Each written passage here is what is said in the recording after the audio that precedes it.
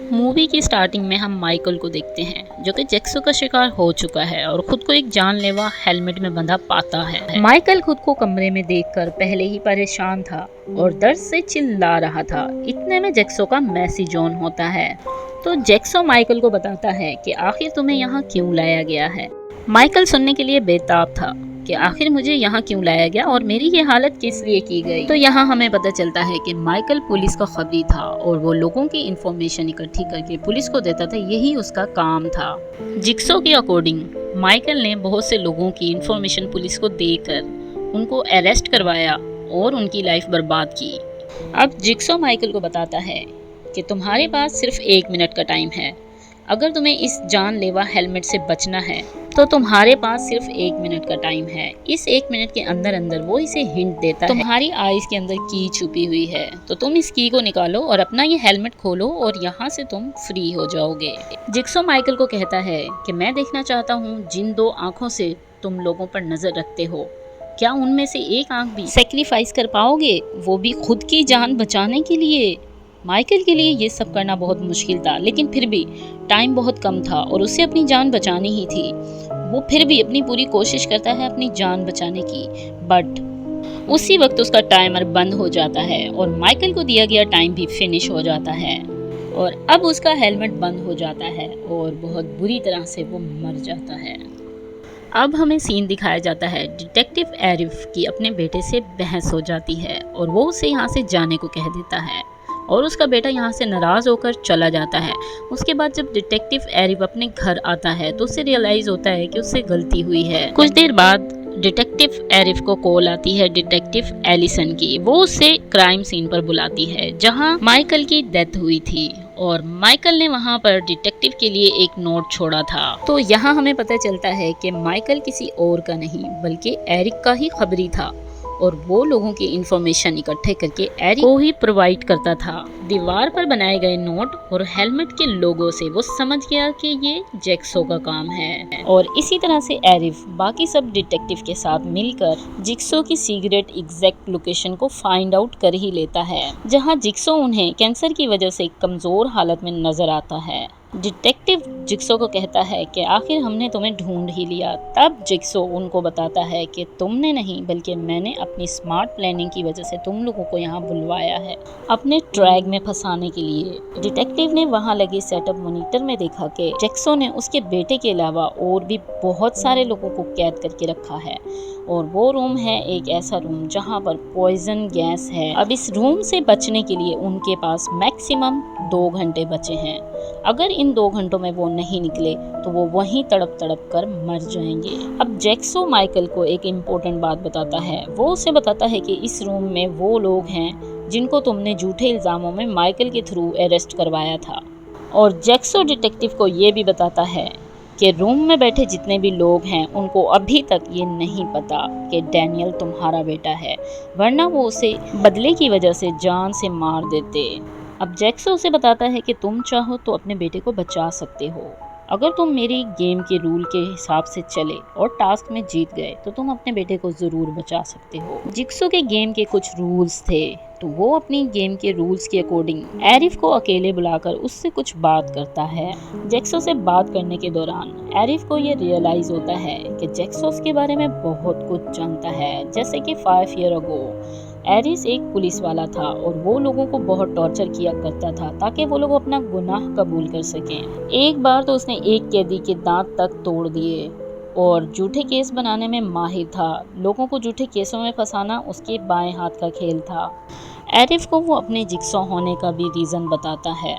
उसके अकॉर्डिंग लोगों को उनकी लाइफ का इम्पोर्टेंस ही नहीं पता था और उनमें सर्वाइव स्किल्स नहीं हैं। जब तक कि वो लोग अपनी मौत को बिल्कुल सामने से नहीं देखते तब तक उन्हें अपनी लाइफ की इम्पोर्टेंस का पता नहीं चलेगा, जैसे कि अब डिटेक्टिव अपने बेटे को लेकर फील कर रहा है। जैक्सो का एक लोगो भी है। जो लोग उसकी गेम में सर्वाइव नहीं कर पाते वो उसकी बॉडी के ऊपर वही लोगो बनाता है और वहीं दूसरी तरफ वो सारे कैदी ये पता लगाने की कोशिश कर रहे होते हैं कि आखिर हमें यहाँ कौन लेके आया और उन्हें ये भी याद नहीं होता कि वो यहाँ पहुँचे कैसे। तलाशी लेते वक्त एक लड़की को जिक्सो का टेप रिकॉर्डर मिल जाता है जिसमें इन सब के लिए जिक्सो का एक मैसेज होता है, इससे पहले कि आप सबकी पॉइजन गैस से मौत हो जाए। गेम में सरवाइव करने के लिए उन्हें रूम में छुपा एंटीडोट फाइंड करना होगा जिसका सीक्रेट कोड जिक्सो उन्हें पहेली के थ्रू बताता है कि कोड आप सबके दिमाग के पीछे है और वो भी रेनबो की कलर की फॉर्म में होगा। जिक्सो ये भी बताता है कि उन सबका वहाँ मौजूद होना किसी एक चीज से लिंक्ड है जिसका क्लू उन्हें घर में बने एक्स मार्क से ही मिल जाएगा। टेप रिकॉर्डर के साथ उन्हें चाबी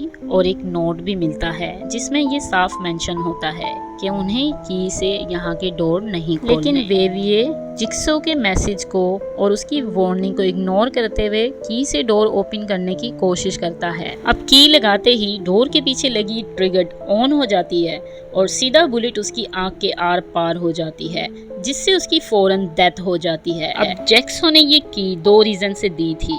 एक तो उसे पता था कि मैं इसे मना करूंगा फिर भी कोई ना कोई शख्स इस गेट को खोलने की कोशिश ज़रूर करेगा की से और मारा जाएगा, और सेकेंडली ये कि लोगों को पता चले कि मेरे रूल को फॉलो ना करने का अंजाम क्या होगा। अब थोड़ी ही देर के बाद रूम का डोर खुद ब खुद ओपन हो जाता है और यहाँ से सब लोग बाहर जाकर चेक करते हैं। चेक करने पर उन्हें पता चलता है कि यहाँ से बाहर जाने का कोई भी रास्ता नहीं है। थोड़ी ही देर के बाद उन्हें एक बेसमेंट का दरवाज़ा खुला नजर आता है और वो वहाँ जाते हैं। वहाँ जाने के बाद उन्हें जिक्सो का एक और मैसेज मिलता है, एक पुतला और कुछ और भी चीजें मिलती हैं जिसमें एक नोट मिलता है OBI के नाम से। तो यहाँ उन सब को ये पता चलता है कि उन्हें यहाँ पर OB लाया है, लेकिन OB को खुद ये नहीं पता कि OB यहाँ खुद कैसे पहुँचा।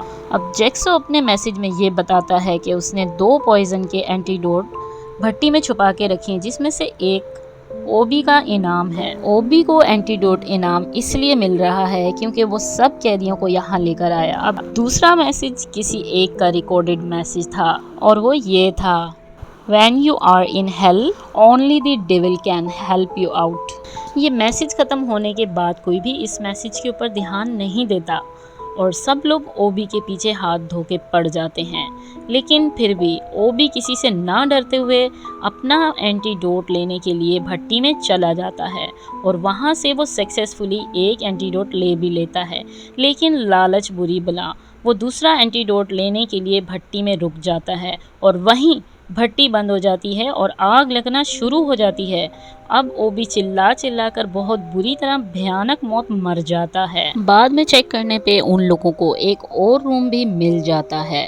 इस रूम में इन होने के बाद टेप रिकॉर्डर खुद ही चालू हो जाता है और टेप रिकॉर्डर की वॉइस सुन लेने के बाद सबको ये पता चलता है कि ये टास्क ज़ेबियन के लिए है। जिक्सो के अकॉर्डिंग ज़ेबियन ड्रग डीलर था और वो लोगों को ड्रग देकर उनकी लाइफ बर्बाद करता था। अब ज़ेबियन की ये टास्क थी कि निडल से बड़े गड्ढे में उसे कूदना था और की तलाश करनी थी जिस रूम में उसके पॉइजन का एंटीडोट पड़ा था। अब इस गड्ढे में वो खुद कूदने के बजाय अमांडा को धक्का दे देता है और अमांडा कुछ भी करके उस की को ढूंढ लेती है। लेकिन जब तक अमांडा की ढूंढ के वापस आती है वो डोर हमेशा के लिए बंद हो जाता है। अब ये दोनों सबसे अलग हो चुके हैं क्योंकि इनके रूम का डोर हमेशा के लिए बंद हो चुका है और अब ये रूम नंबर 1 में वापस जाते हैं जहां इन्हें जिक्सो का रिकॉर्डेड मैसेज फिर से मिलता है। वहां उसे पड़ी एक डेड बॉडी भी मिलती है जिसके सर के पीछे नंबर लिखा होता है और यहाँ से पता चलता है कि सबके सर के पीछे कुछ नंबर्स हैं और उन नंबर्स को मिलाकर एक मैसेज बन रहा है। तो यहाँ उन्हें पता चलता है कि डैनियल के अलावा बाकी सब लोग जेल जा चुके हैं और उन सबको झूठे केसों में फंसाने वाला कोई और नहीं बल्कि डैनियल का फादर एरिक है। और जब ज़ेबियन को ये पता चलता है तो वो डैनियल की तलाश में निकल जाता है। अब दूसरी साइड पे एडिसन को एक रूम मिलता है जहाँ जाने के बाद उससे कुछ नोट्स और टेप रिकॉर्डर नजर आते हैं, लेकिन वो सबको इग्नोर करते हुए ट्रैप बॉक्स में अपने हाथ डाल देती है क्योंकि उसे वो एंटीडोट चाहिए था। और हाथ डालने के बाद उससे पता चलता है कि वो ट्रैप बॉक्स में बुरी तरह से फंस चुकी है। अगर वो रूम में घुसते ही लेटर को पढ़ती और टेप रिकॉर्डर को सुन लेती, जिक्सो के मैसेज को फॉलो करते हुए अगर वो एंटीडोट ले लेती तो शायद आज वो बच जाती। एडिसन की चीखों से ज़ेबियन वहां पहुंच जाता है और उसका कोड लेने के बाद वो उससे वहां तड़पता हुआ मरने के लिए छोड़ के चला जाता है। अब दूसरी तरफ पॉइजन की वजह से एक लड़की की डेथ हो जाती है। अब काफी सारी बॉडीज से कोड कलेक्ट करने के बाद जेवियर डैनियल को ढूंढने के लिए फिर से निकल पड़ता है। अब दूसरी तरफ एरिक अपने बेटे को खतरे में देखकर अपने होश खो बैठता है और इतना गुस्से में आ जाता है कि जिक्सो को मारने लगता है और जिक्सो को कहता है कि मुझे मेरे बेटे की लोकेशन बताओ। तो जिक्सो से उसकी एग्जैक्ट लोकेशन बता भी देता है, लेकिन जिक्सो की एक शर्त होती है। वो उसे कहता है कि तुम वहाँ अकेले जाओगे। अब जेवियर डैनियल को ढूंढते हुए वॉशरूम की तरफ चला जाता है। वहाँ उसे एमेंडा मिलती है। वो एमेंडा को कहता है कि तुम मुझे अपना कोड बता दो। तो एमेंडा उसे कहती है कि आखिर तुम खुद का कोड कैसे देख पाओगे। तभी अचानक वो अपनी खुद की गर्दन की बैक साइड की स्किन को निकाल लेता है और उस पे जो कोट होता है वो उसे भी क्लिक कर लेता है। उसके बाद वो बढ़ता है एमेंडा की तरफ उसे मारने के लिए। इतने में डैनियल के हाथ से जेवियर की डेथ हो जाती है। दूसरी तरफ डैनियल का फादर जिक्सो की बताई हुई एग्जैक्ट लोकेशन पे पहुंच जाता है। एरिक की टीम भी वहां पहुंच जाती है और पूरा घर सर्च करने के बाद उन्हें पता चलता है कि ये घर वो नहीं है। तो अब उन्हें पता चलता है कि वो अब तक कैप्चर की हुई चीजें ही देख रहे थे। इसका मतलब ये है कि विक्टिम्स के साथ जो भी हुआ वो जिक्सो को पकड़ने से पहले ही हुआ है। दूसरी तरफ एरिक अपने बेटे को ढूंढते हुए उस वॉशरूम के पास पहुंच चुका है और वहां उसे डैनियल और एमेंडा नहीं मिलते। तभी वो वहां पे रोने लगता है और उसे बाथटब में एक डेड बॉडी टाइप दिख जाती है और अचानक वो डेड बॉडी उसके ऊपर हमला करती है और उसे बेहोश कर देती है। होश में आते ही एरिक देखता है कि वो भी अब कैद है और उसके पास एक टेप रिकॉर्डर रखा है जिसमें जिक्सो का मैसेज रिकॉर्ड है। जिक्सो का मैसेज सुनने के बाद उसे बहुत बड़ा झटका लगता है क्योंकि अब ये रिवील होता है कि जिक्सो मास्टरमाइंड है ही नहीं बल्कि मास्टरमाइंड तो एमेंडा है, क्योंकि एमेंडा के साथ एरिक ने कुछ ऐसा किया था। वो ड्रग लेती ही नहीं थी। झूठे केस में एरिक ने उसे जेल में डाल दिया था और वहाँ रहते रहते कैदियों के साथ उसे सच में ड्रग्स की आदत हो गई।